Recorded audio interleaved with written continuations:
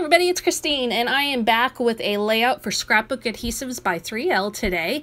I am going to do another Christmas layout because Christmas was just 2 days ago, and I have some beautiful pictures to get scrapped, as well as I still have parts of my scrap room kit from December ready, and so I didn't really want to put all those away quite yet, so I thought I'd bring you another Christmas one. So I'm starting things off by adding some white gesso to this really pretty paper from Carta Bella. It's got a nice blue color, and I chose this paper specifically because it actually matches our picture from Christmas Eve really nicely, and so I thought it would be a really nice background. You can see that picture there.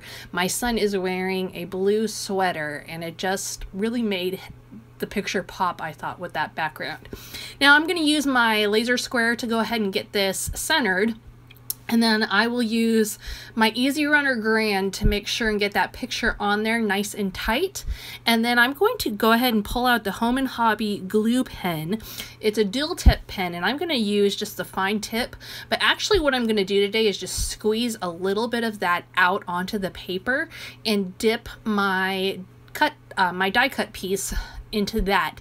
This is a really slender set of words for the title, and so I tried using just the glue tip on there, and I was struggling a little bit, and so I decided just dipping it in would be a better approach because I definitely wanted the wet adhesive. I didn't want a dry one, and so that ended up actually working really well for getting my whole title on there. I just made a little puddle of the glue and just dipped it right into it ever so softly so I didn't have a big smeared mess, and that worked great.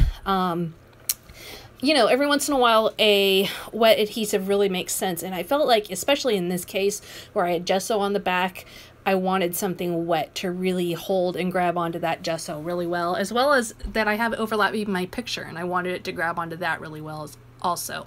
Now I'm going to go ahead and use the Easy Runner Grand as well as the Crafty Foam Tape in white to create some embellishments along the outside of my picture here.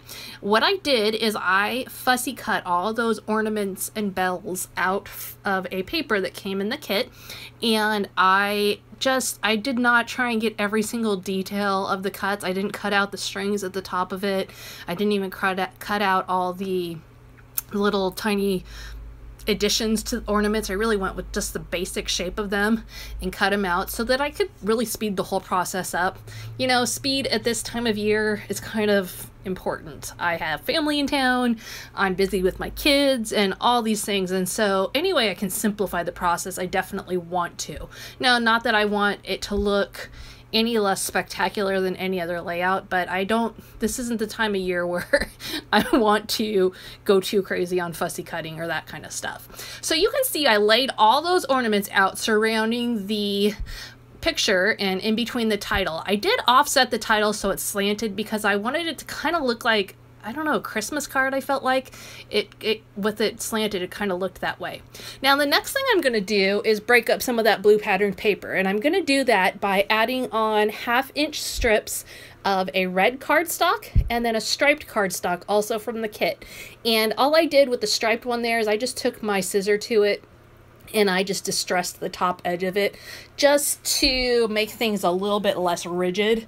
And because the colors in this were really kind of off-white and have a bit of an antique feel to them, I felt like some distressing would really be played up well in the border. And you can see, I think that adding the color to the top and bottom there really helps to set off the other colors in the layout.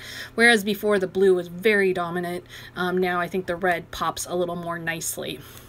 Now the next thing I'm going to do is I'm going to use some adhesive dots. These ones that I'm using today are small ones, and they are the permanent ones, and I am just adding them to the center of some of the snowflakes. Not every single snowflake, because I think that would be a little bit too much, but just to some of the snowflakes that are surrounding the whole picture cluster. And I am just adding some silver glitter then to those adhesive dots once I peel the top off, and creating just an additional little sparkle to the whole thing. This is just a really subtle addition and a nice way to add some interesting texture to your whole layout without being overwhelming. Now, this can work great in a variety of ways. Yes, I'm using it very subtly right now, but you could really make it pop also if you did a red glitter, or if you did it on a straight white background or a light gray background. Depending on what you're working with and how you're using this can be a really nice way to play up your background. It can also be a great substitute for things like rhinestones or enamel dots when maybe you're short on hand of what you have, or you don't have the right color. Glitter and adhesive dots can work really well for that because they still are a little bit raised, and actually they add a little more texture than you get from some other things. So they're just that, you know, think out of the box a little bit when you're stuck for those little tiny embellishments that we all like to add at the end of our layouts. Sometimes adhesive dots or things like that, foam squares, can add just really unique look to things. Now my final step is just going to be to add on a few red enamel dots, and I always intended to do that even with the silver ones. I wanted the red ones to go right there in the cluster in the middle and just break up all the ornaments. And that is pretty much it for today. Pretty simple layout, but has some fun technique to it. Thank you so much for joining me, and I will see you again soon.